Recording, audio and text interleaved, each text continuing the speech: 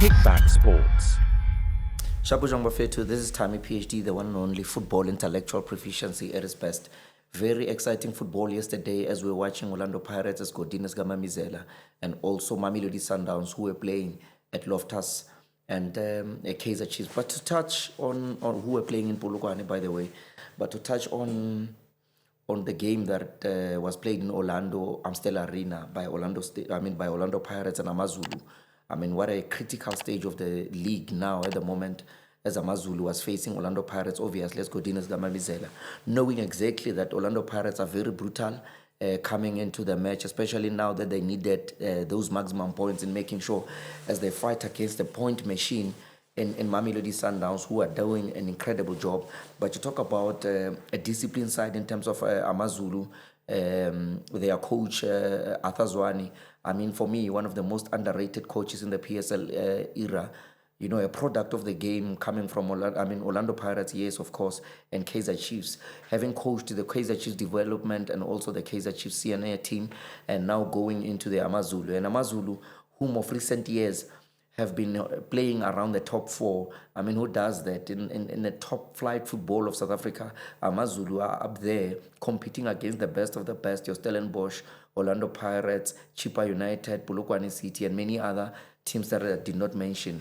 But let's talk about the leadership of the club and the Zungus, and you talk about their management, the technical management, and the technical team, and the medical team. If you talk about fitness, you'd agree with me that Amazulu is among the top teams in terms of fitness, in terms of tactical awareness, and many other aspects. As you saw yesterday, Orlando Pirates playing your 4-2-3-1, obviously with Sipho Chine, who got his 17th clean sheet of the season.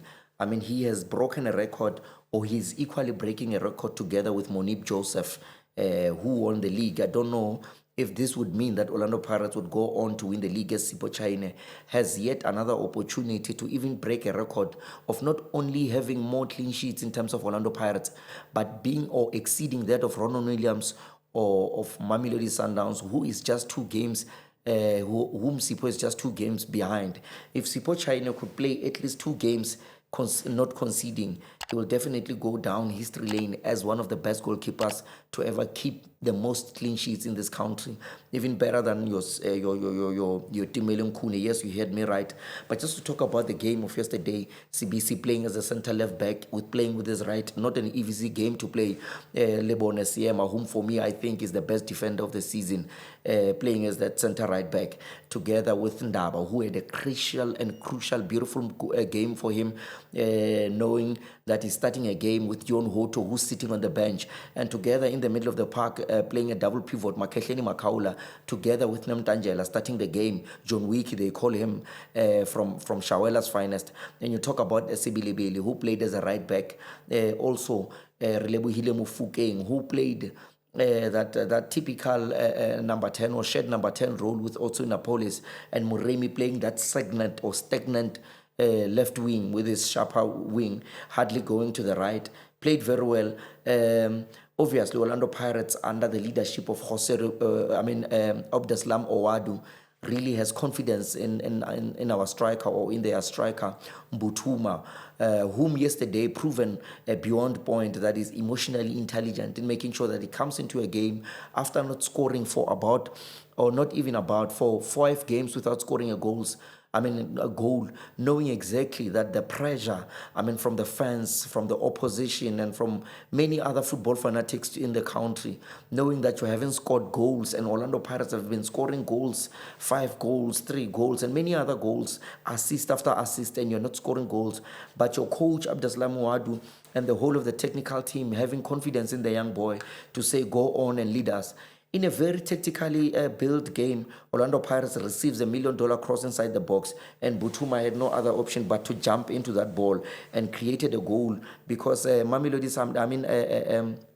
Amazulu were very stubborn in Phyllis and Teto, who were playing 2 center backs. They were not an easy target to beat. but Mbutuma made sure that at least he gets a goal for Orlando Pirates, at least to open the doors for the likes of Relebohile Mofokeng. To have it easy after he had opened that. But you talk about Maketleni Makaula coming in the middle of the park in the second half, because Orlando Pirates had really understood that Amazulu were very physical. They were physically stronger, physically had power, tactically better. But then Orlando Pirates decided to win the match from the bench. You can tell that Maketleni Makaula was told to become more aggressive. He started winning balls. And those loose balls, your Relebohile Mofokeng, as they tracked back, your Muremi tracking back, you saw Relebohile Mofokeng making the whole team to play. Because of recent times, Orlando Pirates plays very well, especially when Relebohile Mofokeng is playing, when he's on form, when he's on fire. But you talk about a player that I think for me is not given credit enough or the flowers that he deserves. Also Napolis, player for days. If you watch how he plays in a low block, tactically gifted club against Amazulu, Osuna Police was out of this world. You can tell that Amazulu planned around Relebohile Mofokeng, and understandably so, because Relebohile Mofokeng, in their first match when we played against Amazulu, Relebohile Mofokeng was a thorn to Athazwane, and as Athazwane having to congratulate the young boy and really have alluded to that, to say Relebohile Mofokeng really gave them a tough time. But this time you can tell that they planned around the boy as he was playing that typical 10. If you watch the game, Relebohile then decided to move to his wide after Ndaba received that $1 million drop ball coming from the back, and they played what they call a triangle. You can tell that it was a drilled kind of game, or a drilled kind of goal that Relebohile Mofokeng did as if he's going to his left, and obviously the defender thought that Relebohile would go to his left, but Ndaba, what an easiest assist of the game, or the most easiest assist that I've ever seen a player giving a player in football, and I won't even talk about only PSL, but in football in general throughout the world. That wasn't the easiest attempt. But you talk about the importance of that goal in Relebohile Mofokeng, how he just plugged it with his right. You talk about his body language. You can tell that the boy is gifted, not only gifted, but he reads the game and he studies the game. He eats the game. He does everything. He just plugged the game. And if you think the goalkeeper maybe he just left that goal. He did not. The tricky part about that goal was the fact that it was swinging, it was curling. The goalkeeper, in fact, Relebohile Mofokeng, curled that ball to his right, and it went to his left, meaning it was curling. As it was curling, the goalkeeper knew or understood that there's no way that I'm going to stop that ball, because I thought it was going to my left, only to find that it's going to my right. And what a goal it was. But when Radiopani, a DDC's product, quality player, the frequency himself, when he was introduced, a very good friend of Relebohile Mofokeng. One can say a good friend, as they come also, not only from the DDC, but from the School of Excellence. I'm talking about Transnet. As he was introduced from the line side, Relebohile Mofokeng went straight to him to give him a hand, to say, I know that you've not been playing for a long time, and I will definitely give you a supply. Within a blink of an eye or blink of a moment, Relebohile Mofokeng was then passing a Radiopani who had no other option but to be facing only a defender and the goalkeeper.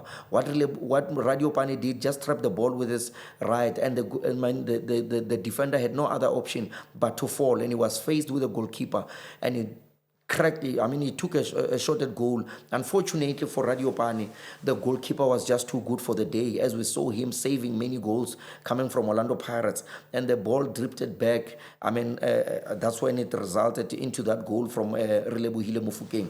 But again, when Orlando Pirates has now decided that they scored at least 3 goals from the likes of Relebohile Mofokeng and Apolis, they then understood that they need to bring about the composure in terms of in the middle of the park. They then introduced the Sipombuli, the master chef himself, who made sure that he's in control of the match, because when you've got a Sipombuli, you've got someone who can bring calmness into the club. Not only then can he bring calmness, but his hunger in terms of receiving the ball, because Sipombuli is one of those rare players who's got the physique, who's got the skill, someone who's always willing to receive a pass anywhere, whether he's marked or unmarked or otherwise. He's the master chef. He does it as he pleases.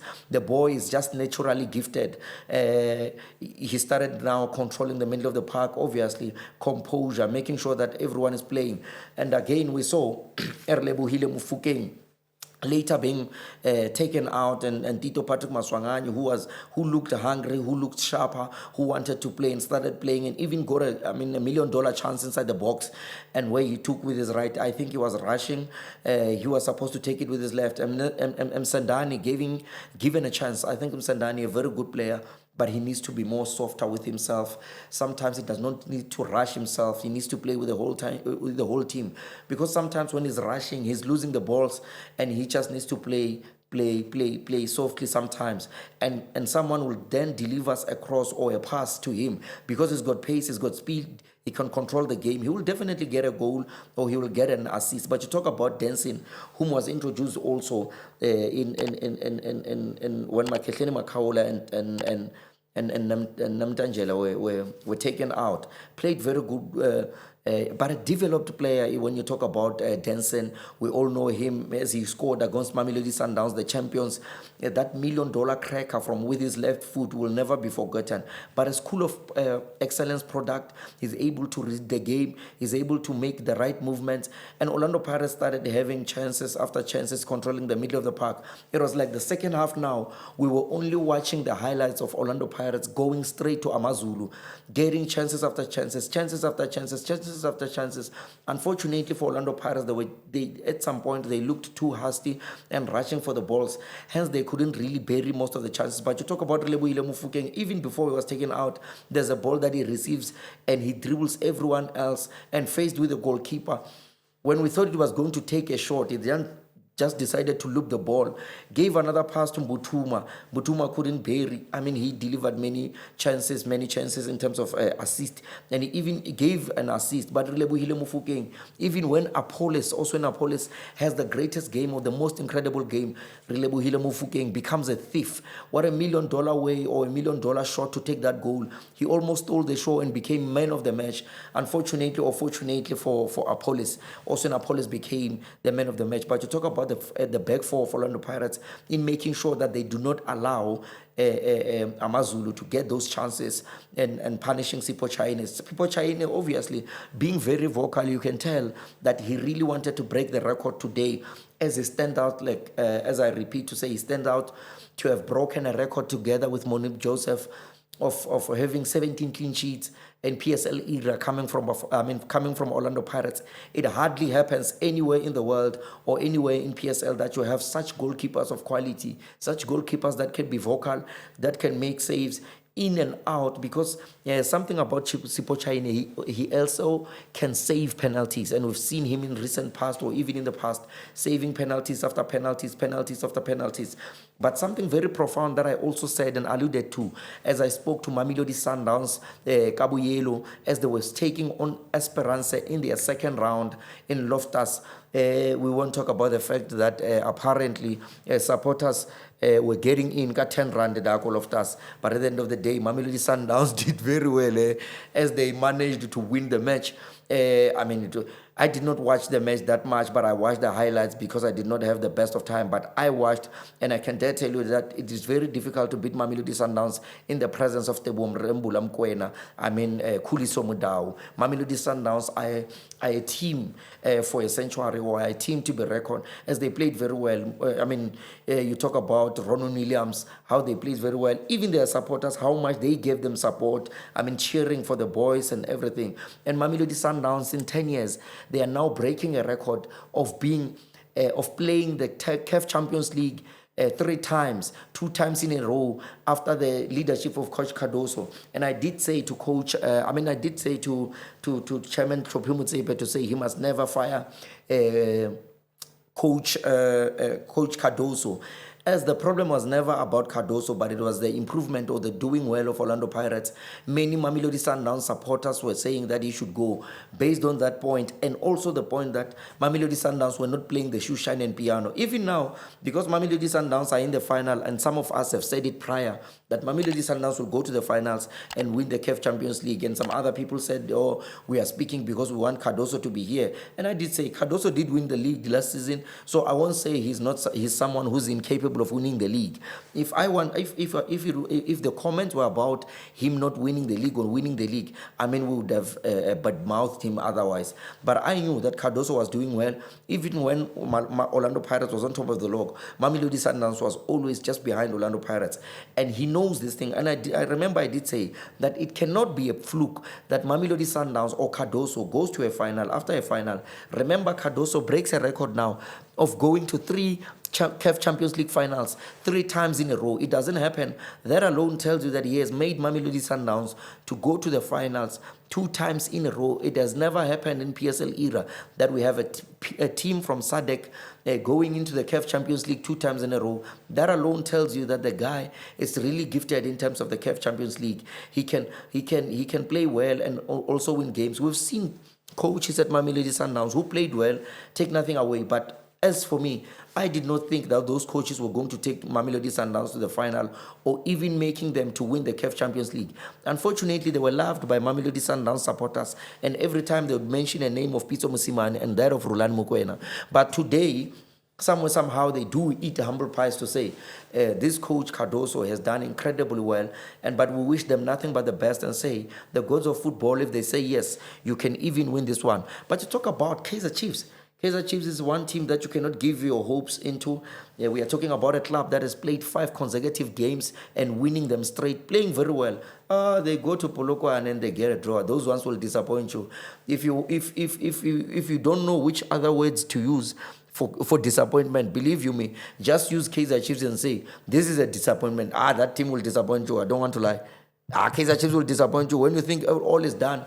But again, according to their standard, Kaizer Chiefs has done incredibly well for a team that has at least got 5 wins in a row and even got a draw. It's not like they lost, but they did very well and they need to be commended. And I think the two coaches or the 2 translators are looking for nothing but wins, for they know for sure that they are hoping and willing to work for Kaizer Chiefs come next season, because it's nice in Naturena. You talk about the facilities, talk about the beauty of Jessica Mutaung and Kemisos. I mean, who would want to wake up in that office every morning having to talk to Jessica Mutaung, who happens to be my crush, by the way.